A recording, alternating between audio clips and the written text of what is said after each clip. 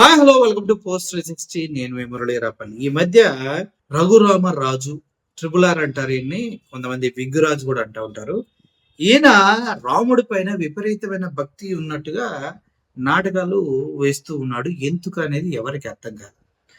మొన్న ఒకటి చూస్తే నేను వీడియో, అందుట్లో రాముడి గుడి కోసం సందాల కోసం మనోడు ఇలా అకౌంట్ నెంబర్ పట్టుకొని ఉన్నాడు. అప్పుడు కానీ అర్థం కాల, ఓహో బిగినెస్ ఇదని. ఎందుకంటే రాముని గుడి కోసం సందాలు సేకరించి దానితో లాభం పొందాలని ఈ రఘురామకృష్ణరాజు అనుకుంటున్నాడు అన్నది నాకు అర్థమైంది. ఎందుకంటే మనోడిని గురించి క్లారిటీగా క్యారెక్టర్ గురించి అనాలిసిస్ చేస్తే, బొగ్గు కొని బొగ్గులు పాడైపోయినాయి అనేసి గవర్నమెంట్కి వేల కోట్ల రూపాయలు ఎగగొట్టిన, బ్యాంకులకి వేల కోట్ల రూపాయలు ఎగగొట్టినటువంటి మహానుభావుడు మన రఘురామకృష్ణరాజు.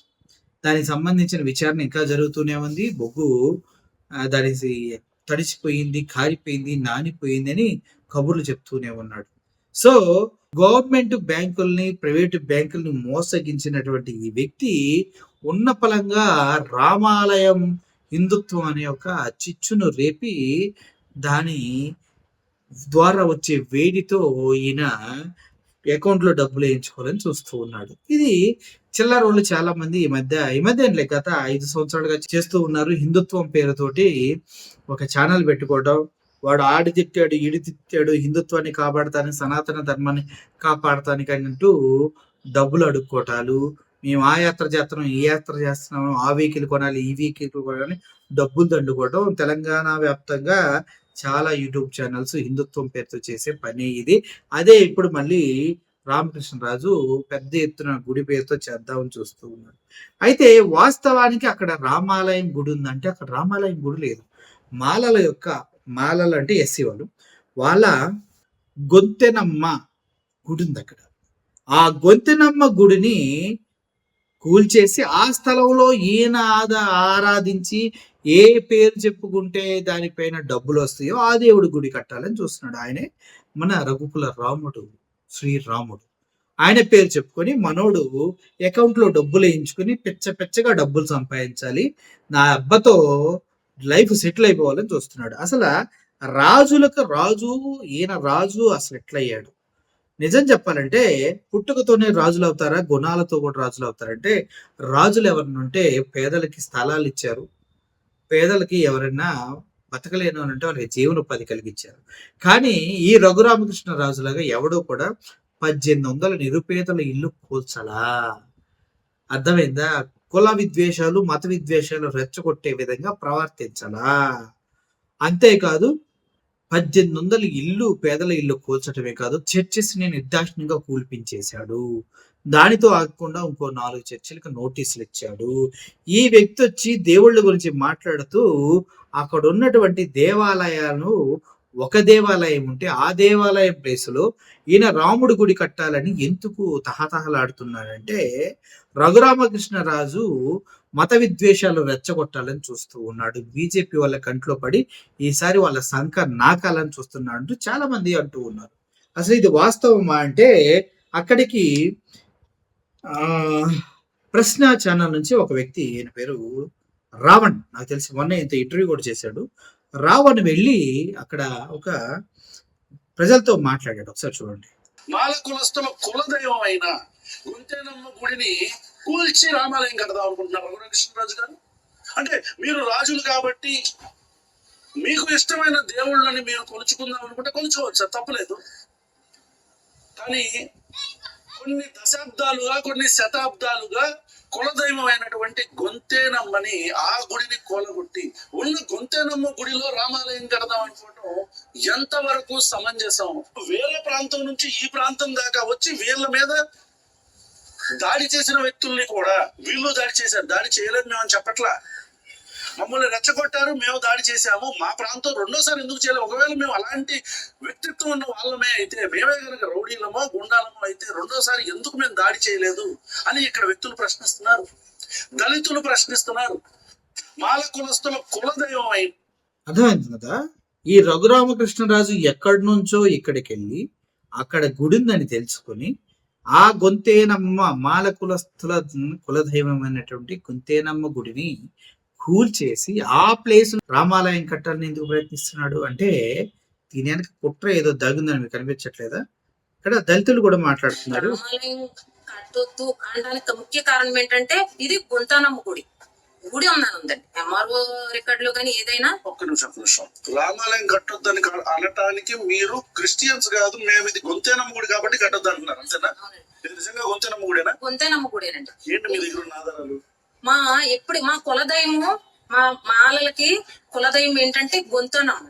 ఎప్పుడు కూడా మేము గొంతనమ్మ పండగ అనేది జరుపుకుంటా, మా తరతరాల నుంచి వచ్చిన మా కులదైవం అండి, జరుపుకుంటా ఉంటాము. రాముల వారి విగ్రహాలు అంటే అప్పట్లో మా మాలలకి దళితులకి రాముడు ఎక్కడ ఇచ్చారండి మాకు? రామాలయం అనేది మా దళితపేటలో ఎక్కడ ఉందండి? ఎక్కడా లేదు కదా.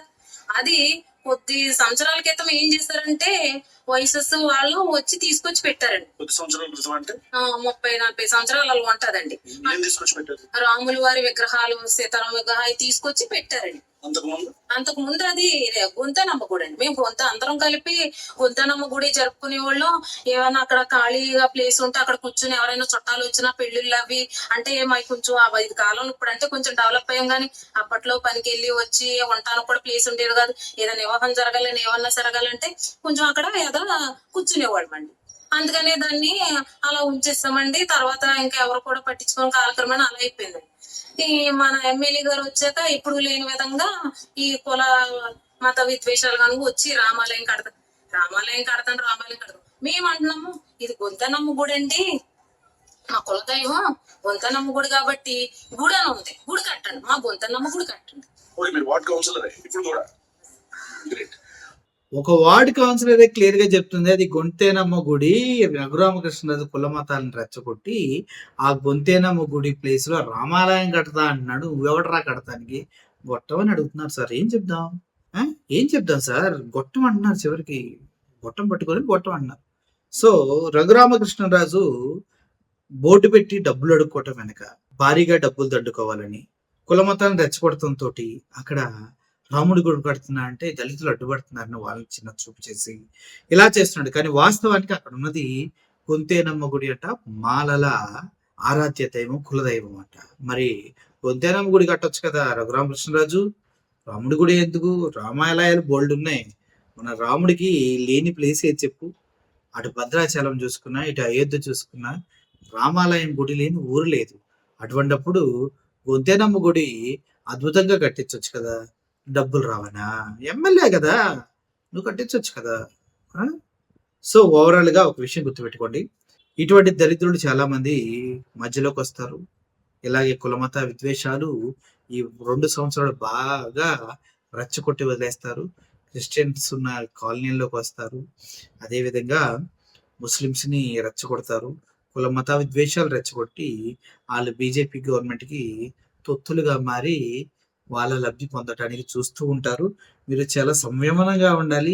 ఇట్లాంటి ఎదవలు వచ్చినప్పుడు చెప్పుతో సమాధానం చెప్పాలి, తరిమి కొట్టాలి. కానీ గతంలో లాగా మీరు మెమ్మె అంటే మీ ఇల్లు, మీ స్థలాలు మొత్తం కూడా లాగేసుకుంటారు వీళ్ళు. అర్థమైందా? మీ అస్తిత్వానికి మీకున్నటువంటి మీ స్వాభావిక స్వభావాన్ని కూడా మార్చేసి హిందుత్వంలోకి మారండి, హిందువులుగా మారండి. హిందూ రాజ్యం, హిందూ దేశం అంటూ ప్రపంచ దేశాలన్నీ టెక్నాలజీలో ముందుకెళ్తుంటే మనల్ని మూఢత్వంలో ముంచి గుడల్లో ప్రభల పైన, దేవుడి రథాలపైన అశ్లీల నృత్యాలు వేయించుకుంటూ తీసుకెళ్లే కుసంస్కారులు వచ్చి మన జీవితాల్ని వాళ్ళు కంట్రోల్ చేయడానికి చూస్తూ ఉంటారు. దయచేసి ఆ గొంతేనమ్మ గుడిని కట్టించాలని కోరుకుంటూ, రఘురామకృష్ణరాజు గారు మీరు భిక్షాటన చేయాలంటే, అడుక్కోవాలంటే వెళ్ళి గొంతేనమ్మ గుడి దగ్గర గొంతేనమ్మ కోసం అడుక్కోవాలని విన్నవించుకుంటూ, ఇలా పబ్లిసిటీ స్టంట్స్ ఎక్కడైనా మార్చుకుంటే మంచిది. ఎందుకంటే ప్రతి విషయాన్ని ప్రశ్నించి మొహం పగలగొడటానికి సోషల్ మీడియా అనేది ఒకటి ఉందని గుర్తు చేస్తూ సెలవు తీసుకున్నా. Thank you for watching this video. Murali signing off. Thank you so much.